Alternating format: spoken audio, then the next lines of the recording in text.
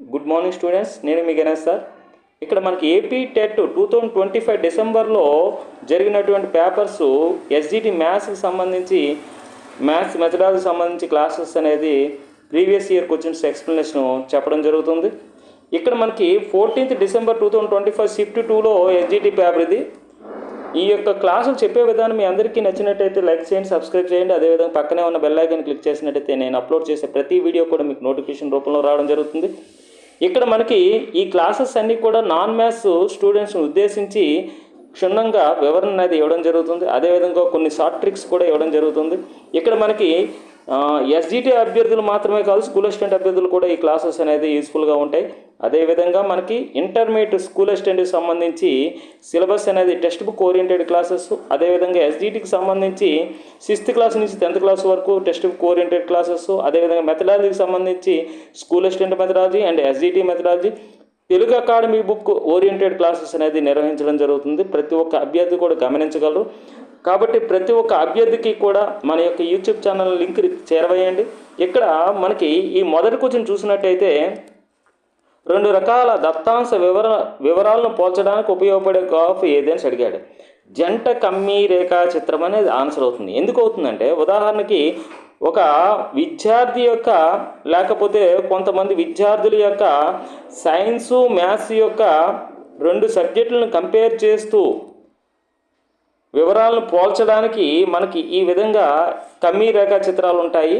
ఈ విధంగా మనకి ఇదేమో సైన్స్కి అయితే ఇదేమో మ్యాథ్స్కి పక్క పక్కనే ఉంటాయి. 2 కూడా అంటుపెట్టుకుని ఉంటాయి. నేను అంటుపెట్టుకుని రాయలేదు. ఒకసారి చూసినట్టయితే మనకి ఈ విధంగా మనకి పక్క పక్కనే ఉంటాయి. ఈ విధంగా మనకి సైన్సు మ్యాథ్స్ పోల్చడం జరుగుతుంది అనమాట. అంటే ఇది ఒక 6th క్లాస్ అనుకుందాం. నెక్స్ట్ 7th క్లాస్కి అదేవిధంగా సైన్స్ ఇంత, నెక్స్ట్ మ్యాథ్స్ ఇంత 7th క్లాస్ కొనుక్కుందాం. ఈ విధంగా 2 సబ్జెక్టులని ప్రతి క్లాస్కి కూడా ఏ విధంగా ఉందో పోల్చడానికి మనకి జంట కమ్మీ రేఖ చిత్రాలు 8th క్లాస్కి ఉందనుకోండి. 8th క్లాస్కి సైన్స్ ఈ విధంగా ఉంది, సైన్స్ ఇది. నెక్స్ట్ మ్యాథ్స్ ఏమో ఈ విధంగా ఉంది అని 2 సబ్జెక్టులని ప్రతి క్లాస్కి ఏ విధంగా ఉందో కంపేర్ చేసి చెప్పడానికి ఈ జంట కమ్మీ రేఖ చిత్రాలను ఉపయోగించడం జరుగుతుంది. Okay, next question, second question. క్రింది దత్తాంశం నుండి సరైనది ఏది అని అడిగాడు. ఇక్కడ దత్తాంశం అవర్గీకృత దత్తాంశం ఇచ్చాడు. ఇక్కడ ఈ విధంగా ఇచ్చాడు. అయితే మధ్యగతం కనుక్కోవాలి, బాహుళకం కనుక్కోవాలి. ఏ విధంగా వస్తుందో ఒకసారి చూద్దాం. ఇప్పుడు మనం ఏం చేద్దామంటే ఆరోహణ క్రమంలో రాద్దాం. వీటిని దత్తాంశాన్ని ఆరోహణ క్రమంలో రాద్దాం. ఆరోహణ క్రమం అంటే చిన్నది నుంచి పెద్దది అనమాట. చిన్నది ఏది ఇందులో 32 అనేది చిన్నది అనుకుంటున్నాను. 32 2 ఉన్నాయి. 32 అండ్ తర్వాత 34 ఉంది. 34 కొట్టేసాను, 34 రాశాను. తర్వాత 35లు 2 ఉన్నాయి. ఆ 35 రాస్తున్నాను. నెక్స్ట్ ఏంటంటే 38 ఉంది. 38 తర్వాత 42 ఉంది. ఓకే, ఇప్పుడు ఇటు ఒక 2 కొట్టేశాను. ఇటు ఒకటి కొట్టేశాను. మధ్యలో ఏదైతే ఉందో అదే మధ్యగతం. 35 ఓకే, ఇక్కడ 35 ఓకే, ఇక్కడ 35 ఓకే. ఇక్కడ లేదు కాబట్టి ఇది ఆన్సర్ కాదు. మరి బాహుళకాన్ని ఏ విధంగా మనం కనుక్కోవాలంటే, బాహుళకాన్ని చూడండి. బాహుళకం అంటే అతిగా వచ్చే విలువ అనమాట. ఈ 32 అనేది వచ్చింది, 35 అనేది కూడా 2 సార్లు వచ్చింది. కాబట్టి ఈ 32 అండ్ 35 2 కూడా అవుతాయి బాహుళకం. ఇక్కడ బాహుళకం ఎంత ఇచ్చాడు? 35 మాత్రమే ఇచ్చాడు. ఇక్కడేమి ఇచ్చాడు మనకి?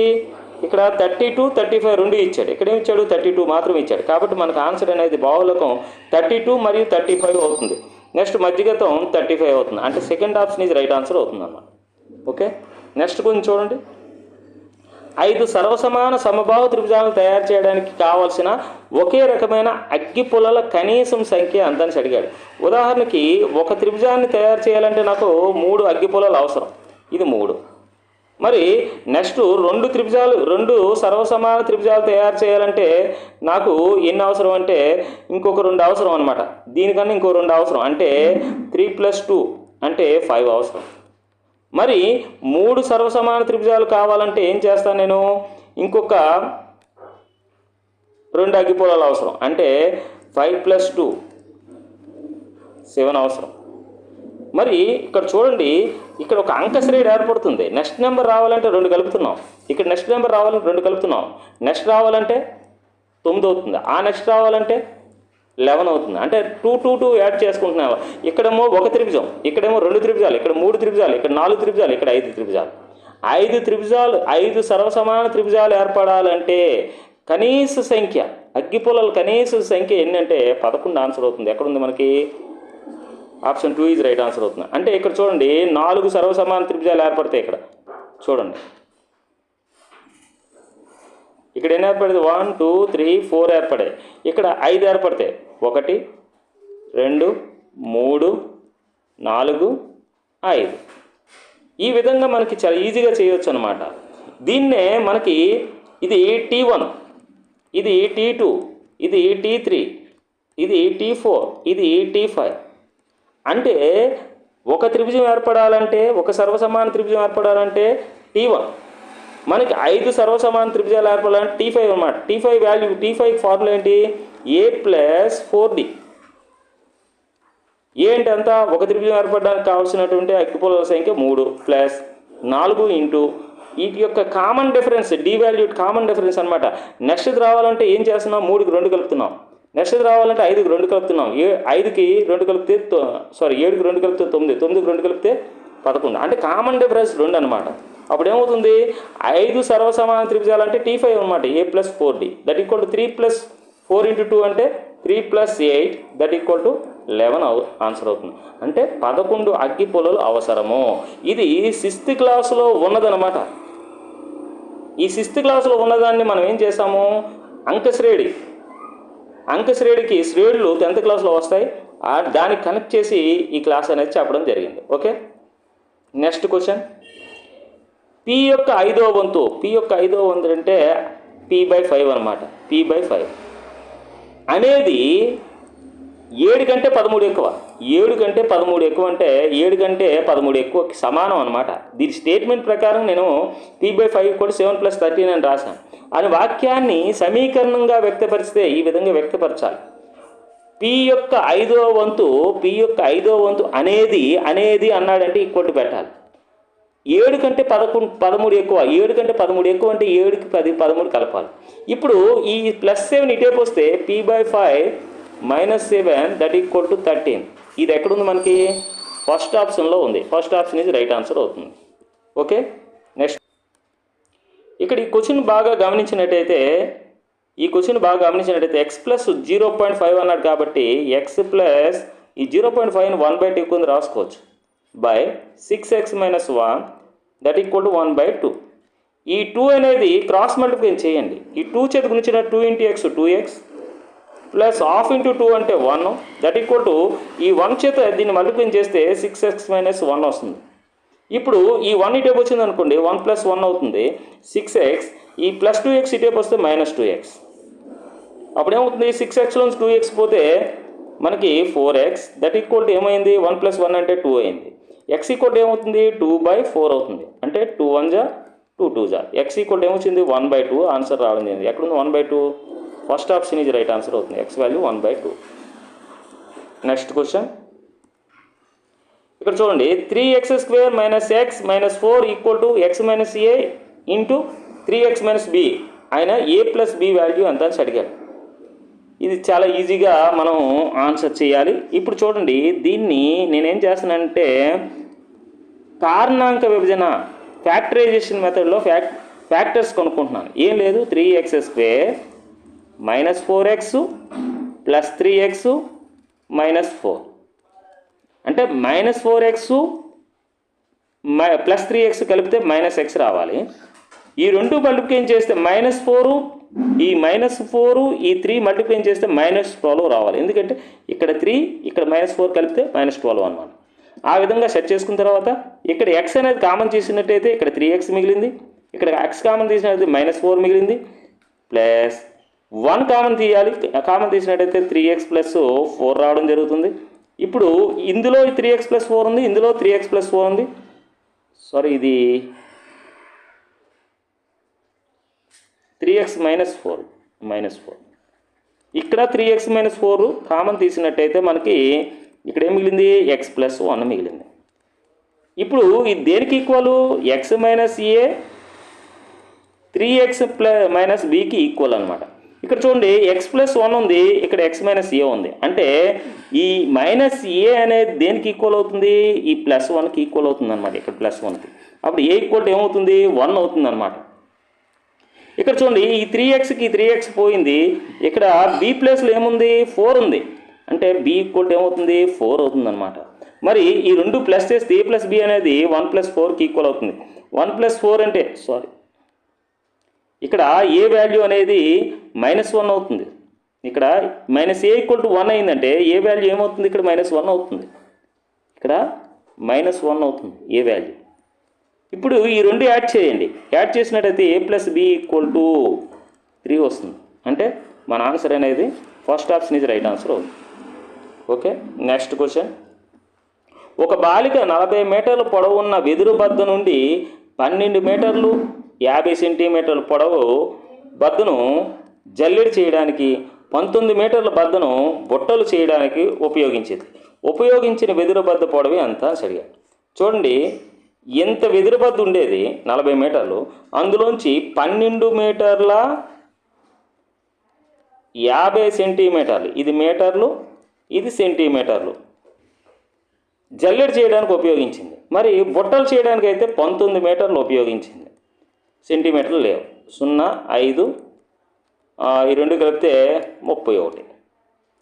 ఇన్ని మీటర్లు 31 మీటర్లు 50 సెంటీమీటర్లు 51 సెంటీమీటర్లు మాత్రమే యూజ్ చేసింది.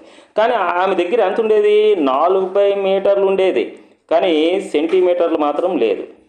ఇప్పుడు 31 మీటర్ల 50 సెంటీమీటర్లు యూజ్ చేసింది. ఇంకెంత మిగిలిందంటే సబ్ట్రాక్షన్ చేయాలి. 0, ఇది 5, ఇక్కడ 9 ఉంటుంది. 9లో నుంచి 1 పోతే 8, ఇక్కడ 3లో 3 పోతే 0. అంటే 8 మీటర్ల 50 సెంటీమీటర్లు ఇంకా మిగిలి ఉంటుందన్నమాట. అంటే first option is right answer అవుతుంది. నెక్స్ట్ కొంచెం చూడండి. 144 సెంటీమీటర్ల పొడవు 100 సెంటీమీటర్ల వెడల్పుగా దీర్ఘచతురస్రాకార ప్రాంతాన్ని ఈ విధంగా దీర్ఘచతురస్రాకార ప్రాంతం ఉంది. పూర్తిగా పరచడానికి 12 సెంటీమీటర్ల పొడవు 5 సెంటీమీటర్ల వెడల్పు గల టైల్స్, అంటే ఇదేమో 144 సెంటీమీటర్లు, ఇదేమో 100 సెంటీమీటర్లు. ఇది ఒక దీర్ఘచతురస్రాకార ప్రాంతం. దీనిపైన చిన్న చిన్న టైల్స్ ఎన్ని పడతాయి? ఇదేమో 12 సెంటీమీటర్లు, ఇదేమో 5 సెంటీమీటర్లు. ఈ చిన్న టైల్స్ ఇటువంటివి ఎన్ని పడతాయని అడిగినప్పుడు ఏం చేయాలంటే దీని వైశాల్యం బై దీని వైశాల్యం. అప్పుడు 100 × 144/12 × 5. 12 12లో 144, 5 20లో 100, 12 రెళ్ళు 24, 24 పక్కన 0 పడితే 240 టైల్స్ దీంట్లో పడతాయి. ఇటువంటివి ఈ చిన్న చిన్నవి అన్నమాట. అంటే 240 టైల్స్ అవసరం కాబట్టి సెకండ్ ఆప్షన్ ఇది రైట్ ఆన్సర్ అవుతుంది. నెక్స్ట్ కొంచెం చూడండి. 28 సెంటీమీటర్ల వ్యాసార్థం ఉన్న ఒక చక్రం, 28 సెంటీమీటర్ల వ్యాసార్థం ఉన్న ఒక చక్రం అన్నమాట. 28 సెంటీమీటర్ 352 మీటర్లు వెళ్ళాలంటే అది ఎన్నిసార్లు తిరగాలి? ఇది ఎన్నిసార్లు ఒకసారి తిరగడానికైతే 2πr. అది ఎన్నిసార్లు తిరగాలో తెలియదు కాబట్టి × n దట్ ఈక్వల్ టు 352 మీటర్లు కాబట్టి మీటర్ల సెంటీమీటర్లో మారుతున్నా 100. n అంటే ఎన్నిసార్లు తిరుగుతుందో అది ఇంటూ 2 × π అంటే 22/7 ఇంటూ r అంటే వ్యాసార్థం సెంటీమీటర్లో ఉంది కాబట్టి 28. దట్ ఈక్వల్ టు 352 మీటర్లు ఇచ్చాడు కాబట్టి దాన్ని సెంటీమీటర్లో మార్చాం. 352 పక్కన 2 సున్నాలు. ఇది సెంటీమీటర్లో ఉంది, ఇది సెంటీమీటర్లో. 7 1లు 7 4లు. చూడండి 4 చేత భాగిస్తున్నాను. 4 8లు 32, 4 8లు 32, 0 0. 22 4లు 88, 0 0. 2 1లు 2 200. అంటే n అంటే ఆ చక్రం ఎన్నిసార్లు తిరగాలంటే 200 సార్లు తిరగాలి. ఎక్కడుంది? Second option is right answer అవుతుంది. Okay, last question. ఒక దీర్ఘగణం కొలతలో ఒక దీర్ఘగణం అనేది ఈ విధంగా ఉంటుంది. దీర్ఘగణం, ఈ దీర్ఘగణం యొక్క కొలతలు ఇవ్వడం జరిగింది. LBH, ఇది L, ఇది B, ఇది H. ఇందులో ఒక భుజం అంటే భుజం 6 సెంటీమీటర్లు కలిగినటువంటి చిన్న చిన్న సమగణాలు అన్నమాట. ఇవి అంటే పొడవు వెడల్పు ఎత్తులు సమానంగా ఉంటాయి. 6 6 6. ఇక్కడ మాత్రం 60 సెంటీమీటర్లు, 54 సెంటీమీటర్లు వెడల్పు, ఎత్తేమో 30 సెంటీమీటర్లు కలిగినటువంటి దీర్ఘగణం ఇది. ఇందులో ఈ దీర్ఘగణంలో ఈ సమగణం ముక్కలు ఎన్ని పడతాయని అడిగాడు. అప్పుడు ఏం చేయాలి?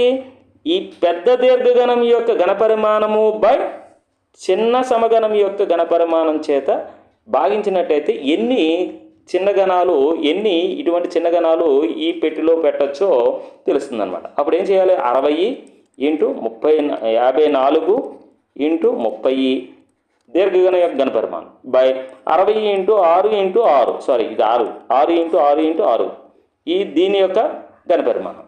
6 ఒకట్లు 6 పదులు, 6 ఒకట్లు 6 తొమ్మిదిలు, 6 ఒకట్లు 6 ఐదులు, 5 తొమ్మిది 45, 45 పదులు 450. ఇటువంటివి 450 చిన్న సమగణాలు ఈ పెద్ద దీర్ఘగణంలో అమర్చడానికి వీలవుతుంది అన్నమాట. అంటే 450 ఎక్కడుంది? 4th one is right answer అవుతుంది.